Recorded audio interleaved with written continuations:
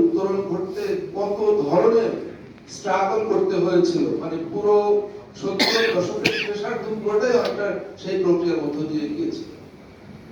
সংবিধান আমাদের দরকার, এবং সেই দরকার বোধ বা চাহিদা থেকে বিভিন্ন সময় সংবিধানের নানা সংশোধনী এসেছে। যদিও মানে এটা বলা হয় এবং আমরা জানি এই সংবিধানের যতগুলো সংশোধনী এ পর্যন্ত হয়েছে তার 90% হয়েছে ব্যক্তি এবং গোষ্ঠী বিশেষের সুবিধার জন্য। দু একটা সংশোধনী, যেমন রাষ্ট্রপতি শাসিত ব্যবস্থা থেকে সংসদীয় ব্যবস্থায় ফিরে আসা, এটাকে অনেকে বিবেচনা করেন যে এটা জাতীয় স্বার্থে হয়েছে, কিন্তু বেশিরভাগই ব্যক্তি স্বার্থে হয়েছে। সংবিধান সংশোধনের এই উপলব্ধি, চাহিদা বা নতুন সংশোধন পাওয়া বা সংবিধানে বড় ধরনের সংশোধনী আসা, এই কথাগুলো অনেকদিন ধরেই হচ্ছে। কিন্তু হলে কি হবে? আমরা একটা প্রতিবন্ধকতা, আমি ধরেন যখন 2014 সালের আগে ঢাকায় বিভিন্ন টেলিভিশনের টক শোতে যেতাম, তখন দেখতাম যে যখন আওয়ামী লীগের বিরুদ্ধে বলি, সেই সময় প্যানেলগুলো এরকম হতো, একজন আওয়ামী লীগ, একজন বিএনপি আর একজন নিরপেক্ষ।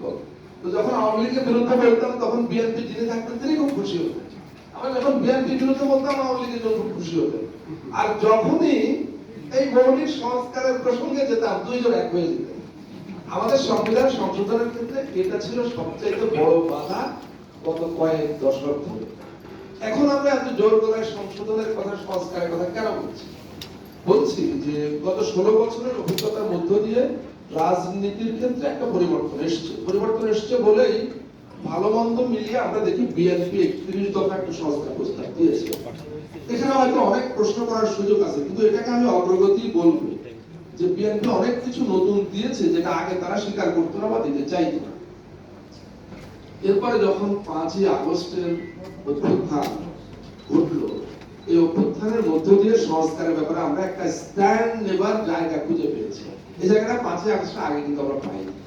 আমরা সবাই এখন জোর গলায় যে এখানে এই যে আমাদের তরুণ তুর্কি যেভাবে বললো, এই ধরনের কথা 5ই আগস্টের আগে আমরা কল্পনাও করতে পারতাম না।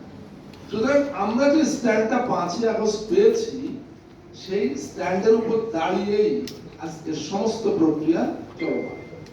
এখানে অনেক চ্যালেঞ্জ আছে, সেগুলো আমরা সবাই জানি। নানা রকম রেটরিক আসে, সরকারের অবস্থান নিয়ে শক্তিশালী অবস্থানের কথা এসেছে, বিভিন্ন জায়গা থেকে আসে, আমরাও উপলব্ধি করি। এই উপলব্ধির কারণ হলো যে এটা একটা নেগোসিয়েশন বা একটা মধ্যস্থতার ব্যাপারও আছে। আর সালিশ যিনি করবেন তিনি যদি দুর্বল হন, তো মধ্যস্থতাকারী দুর্বল হলে সালিশ এটাকে সঠিক পরিণতিতে নিয়ে যাওয়া একটু কঠিনই হয়, কোনো সন্দেহ নেই। আমি জাতীয় ঐক্যমত্য কমিশনের একজন সহযোগী হিসাবে একটা ভূমিকা রাখতে গিয়ে আমি দেখেছি যে সমালোচনার অনেক জায়গা থাকা সত্ত্বেও আশাবাদী হওয়ার অনেক জায়গা আছে। আমরা জাতীয় ঐক্যমত্য কমিশন এবং সঙ্গে সরকার চেষ্টা করছে যে আশাবাদী হওয়ার জায়গাগুলোকে কিভাবে আরো বিস্তৃত করা যায়, আর হতাশার জায়গাগুলোকে কিভাবে আরো সংকুচিত করা যায়। দেখা যাক কি ঘটে। অনেক ধন্যবাদ, সবাই ভালো থাকবেন।